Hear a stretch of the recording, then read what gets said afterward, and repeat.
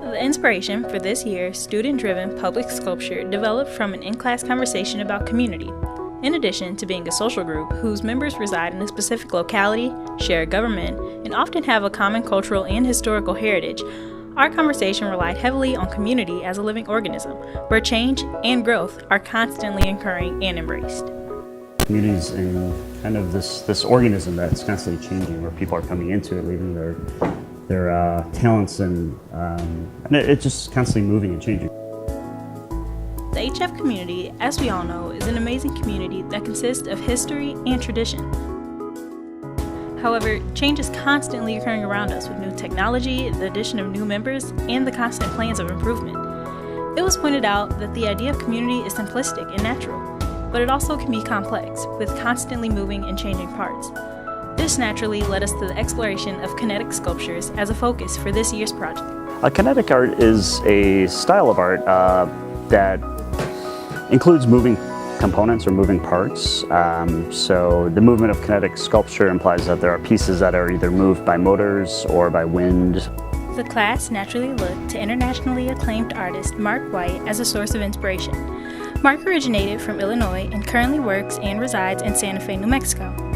He is a versatile artist who is best known for his wind and water-driven kinetic sculptures. In order to have moving components in a piece of artwork, there's some mathematics and physics behind it. This year, the sculpture that we're working on gives us a great opportunity to collaborate with other departments at HF, including the physics department, kind of work through the math and the logistics in order to make this happen.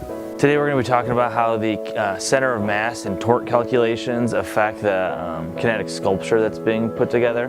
My role as a physics teacher was to kind of look at how do the dimensions need to work so that this thing is able to balance at each level all the way through the sculpture. It definitely takes a lot of teamwork because we can't do this alone. It's going to be made out of steel, and so it's definitely a lot more complicated than, say, building something out of wood. Students grow and learn many different skills that we may not have known before.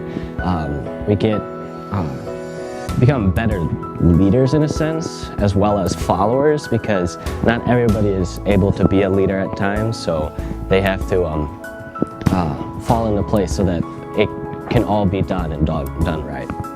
The aim of most kinetic sculptures is to make movements itself an integral part of the design. Constantly changing patterns become a relationship taking place through space and time, which create an ever-changing dialogue between the viewer and the space.